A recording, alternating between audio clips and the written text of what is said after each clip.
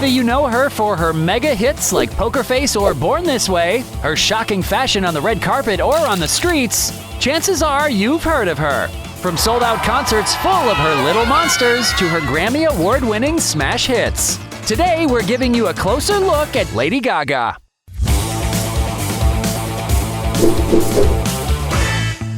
Hi everyone! Hi, I'm Lady Gaga. Call me Gaga, that's what my friends call me. So we're friends now because I'm in your home. On March 28, 1986, Lady Gaga was born Stephanie Germanotta. She grew up on the Upper West Side of New York City with her mother, father, and younger sister, Natalie. And when she was old enough to take piano lessons, her family realized Stephanie truly had a gift for music. To gain inspiration, she would listen to artists like Queen, Elton John, and Blondie, who she would later call her idols. But things weren't easy. Growing up, Lady Gaga attended an all-girls private school in Manhattan, where she was teased and made fun of for her theatrical personality on a daily basis.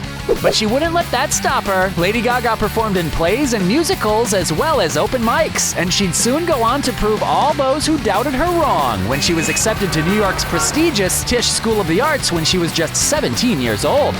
Lady Gaga was one of only 20 people to gain early admission into the Institute and took her time there incredibly seriously, but soon realized that she wasn't exactly cut out for college. And so, to the dismay of her parents, she dropped out of the prestigious art school when she was only in her sophomore year to pursue music full-time. Her father told her he would support her for 1 year and 1 year only, on the condition that if her music career didn't work out, she'd return to college. That's when something changed within her. Stephanie Germanotta decided she needed to morph into something different. Something that would command audiences' attention and make a statement whenever she took the stage. Something that would propel her to stardom. And that's when her stage persona was formed, and she changed into Lady Gaga. Right, Stephanie. How come you're Bethany? Up next, Gaga's life changes in a big way. Lady Gaga takes the world by storm. Let's have some fun. This beat is sick. I wanna take a ride on this. It wasn't long before Gaga caught the eye of one of the biggest players in the music industry, producer Vincent Herbert. He'd later go on to tell The Hollywood Reporter she was very specific about her vision. All of the music was there, and all she needed was someone to help her translate it to the rest of the world, which is where I came in. Clearly, he knew who he was dealing with and that she was bound to be big. Some were saying Gaga's style wasn't mainstream enough or that it was too dance-oriented, but she was about to prove them wrong. Her first hit record was released in 2008 under Interscope Records, appropriately called The Fame. Hit songs like Paparazzi, Just Dance, and Poker Face shot to the top of the charts, and that was just the beginning. I can't read my, no, you can't read my poker face. The album earned Best Electronic Dance Album at the Grammys as well as Best International Album at the Brit Awards. It was clear Lady Gaga was making a name for herself, and her fan base was quickly growing. Stay on there a second. Thank you for my stuffies. Gaga was the first to completely rename her fan base, affectionately calling them her Little Monsters, and she was their Mother Monster. Gaga also found herself becoming very involved in the gay community. I thought you were going to follow us until you love us. I'm not here for you today. I'm here for the gays, so get out of the march unless you're gonna march with me. We're trying to get shots of you. Turn around and march and grab a flag. She spoke out for gay rights at rallies, performed at pride events, and even revealed the song Poker Face was about her own bisexuality.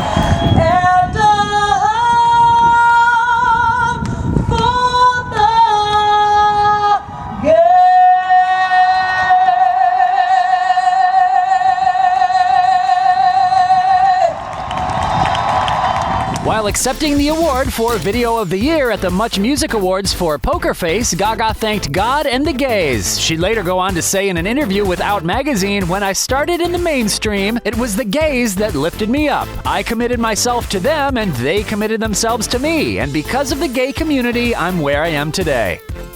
Gaga's fame was growing, so much so that she even got the chance to meet one of her many idols. She performed an infamous sketch with Madonna on Saturday Night Live. Lady Gaga's second studio album, The Fame Monster, which she wrote while traveling the world on her Fame Ball tour, was released the following year, and needless to say, it tops charts around the world. Currently, her music video for Bad Romance has surpassed 600 million views on YouTube, and that number continues to rise. Coming up, the massively successful album Born This Way. She had the fan base, she had the hits, and she's had everyone's attention. The world's spotlight was shining brightly on Lady Gaga, and she was about to come out with her most popular and award-winning work to date, an album called Born This Way. Gaga wrote and produced each song on the album, which was quite the departure musically from her previous work. It included more electronic rock and techno, with Gaga's now signature message of individuality pulsing through each track. Songs like Born This Way, Edge of Glory, and Judas helped the album debut at #1 on the Billboard Top 200, and it sold 1.108 million copies in its first week alone.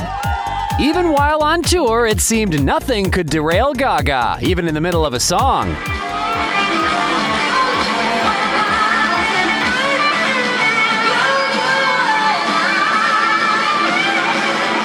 See what we mean? But as with the majority of Lady Gaga's work, her new album didn't get by without its fair share of backlash. Even Madonna had something to say about Gaga's new work, and it wasn't all praise. Over the years, Gaga has been compared to Madonna in many ways. In an interview, Madonna said she couldn't help hearing a similarity between Born This Way and her own 1989 hit Express Yourself. She said when she heard it on the radio, it sounded very familiar. But she said she mostly sees her influence over Gaga as a form of praise.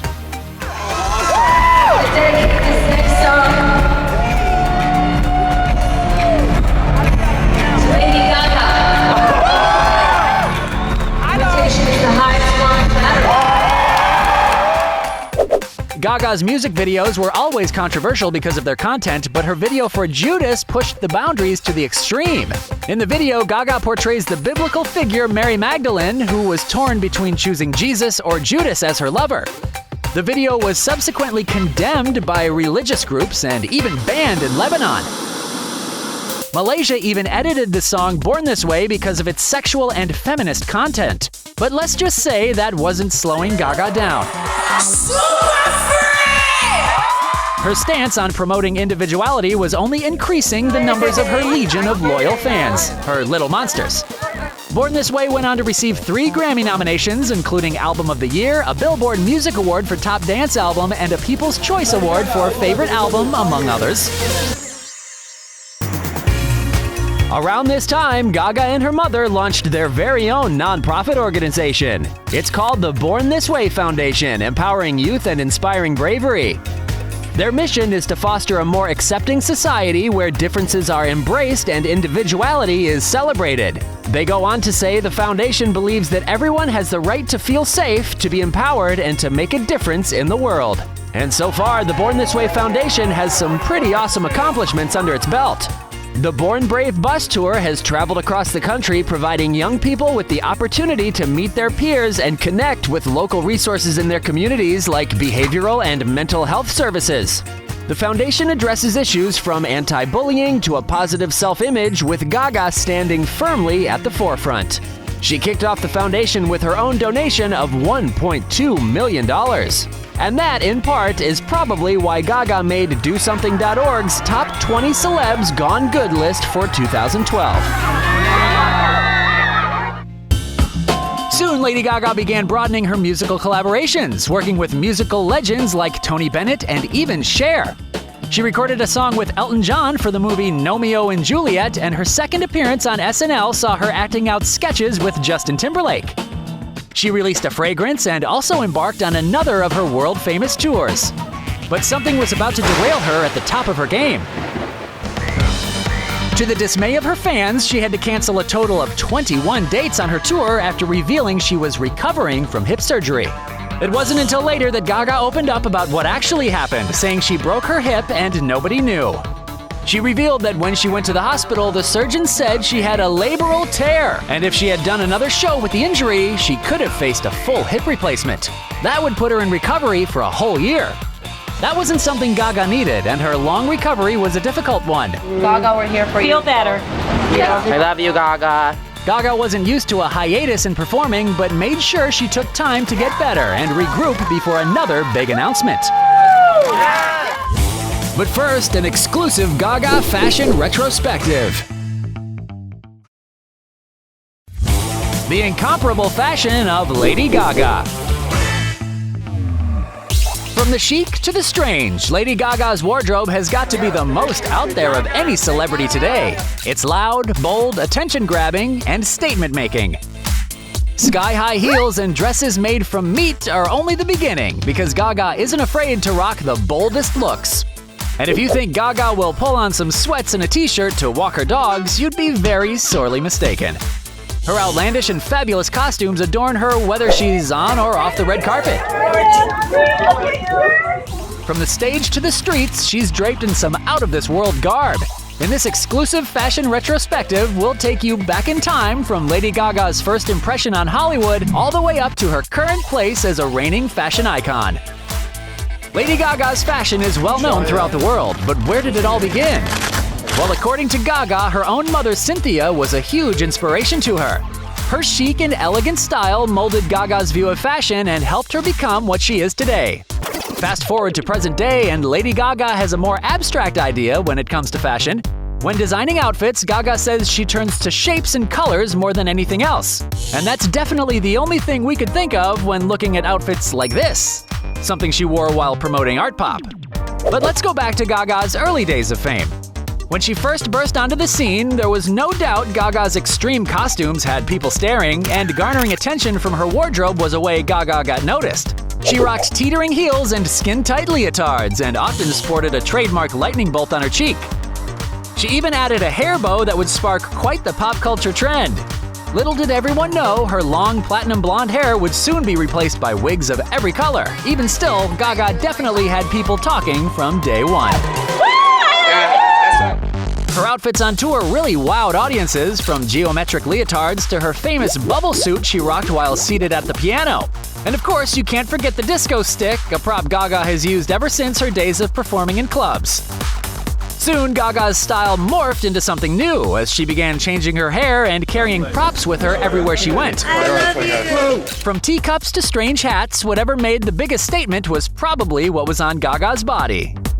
And it was at the 2009 MTV Video Music Awards when Gaga really let her style shine. She wore this Victorian-style gown adorned with feathers, a hat, and a Phantom of the Opera-style mask. It was undoubtedly a sign of things to come, since Gaga's style was certainly getting louder and louder.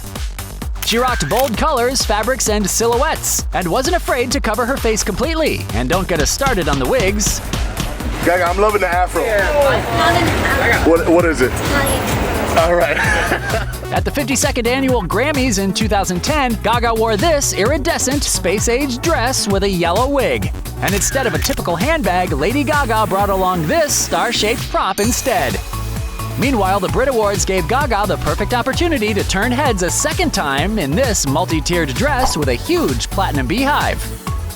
But Lady Gaga was about to change the game completely with a dress that would undoubtedly go down in history as possibly her strangest and most jaw-dropping ensemble yet. She showed up to the 2010 MTV Video Music Awards wearing this, a dress made completely of raw meat. The dress was constructed entirely out of flank steak, and Gaga actually had it stitched on backstage before she went on. As can be expected, it caused an uproar with animal rights activists like PETA, but Gaga had a different view of her strange choice of wardrobe. She later said in an interview, "If we don't stand up for what we believe in, if we don't fight for our rights, pretty soon we're going to have as much rights as the meat on our bones." Afterwards, the dress was frozen so it could be added to Gaga's archives. But Gaga didn't forget about it. She went on to wear something similar on the cover of Vogue Japan. Interestingly enough, it's a magazine she'd cover again later that year, but in a very different way, as her male alter ego, Joe Calderone. Not a singer or a model or an actor or anything. I'm just a guy. 2011 marked a new year of fashion for Lady Gaga, and making a major statement at awards shows was becoming quite the trend for her. She rolled into the Grammys dress rehearsal in a coffin, and on the big night was carried across the red carpet while inside a giant egg. She later hatched out of it to perform on stage.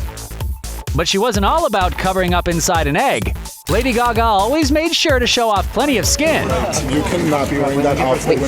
How you doing, Gaga? I can do whatever I want. Oh, yeah, okay. Oh, and did we mention the ever-changing hair?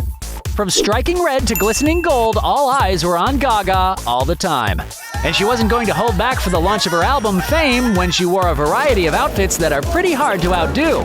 From this floral bodysuit that covered her entire face to an incredibly elaborate black and gold piece she wore while getting out of a carriage.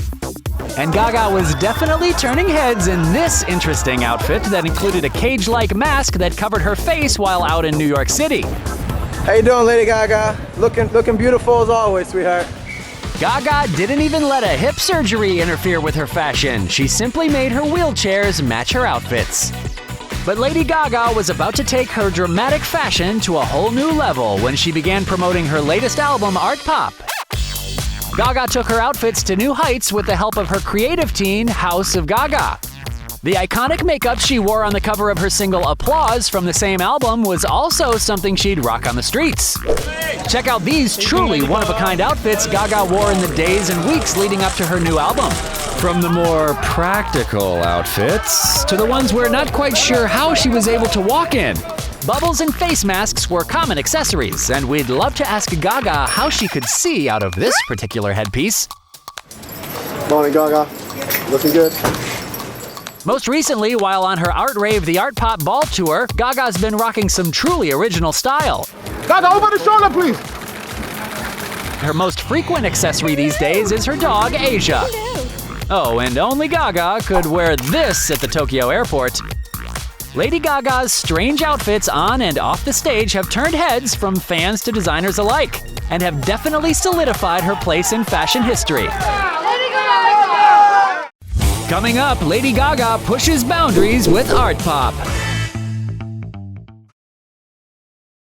Lady Gaga's Art Pop rocks her fans.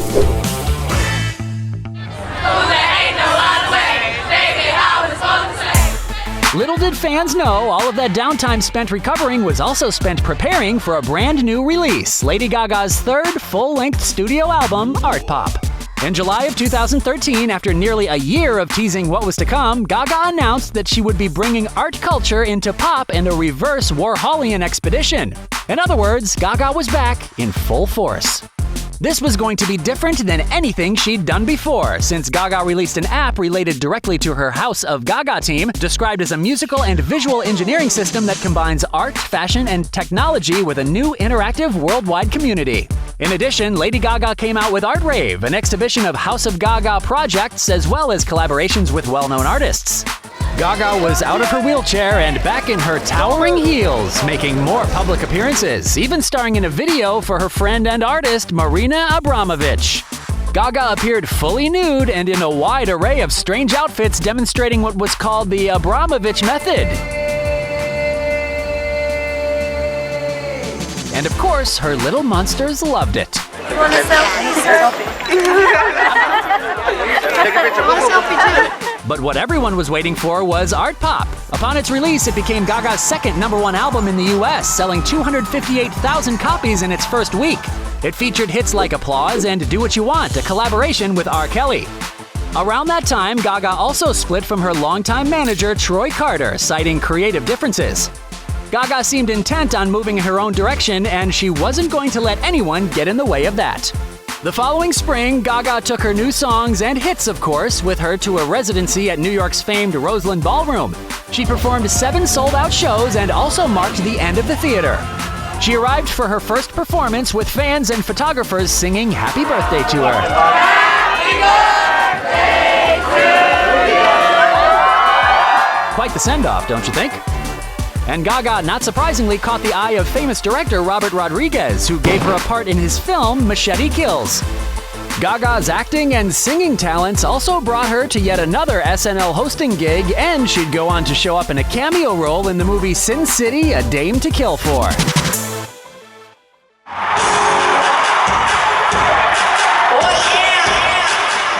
Well, Well, her recent jazz collaboration with Tony Bennett, Cheek to Cheek, made it to #1, selling 131,000 copies in its first week. Now Gaga's prepping for a truly out-of-this-world experience. And this time, we're being serious. The singer announced she is scheduled to be the first musical recording artist ever to sing in space.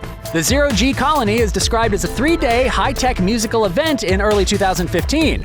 After its first commercial flight to space, Gaga will be departing for the stars herself and will sing a single track in outer space. And we really can't think of anyone else more perfect for the job. How's the love life?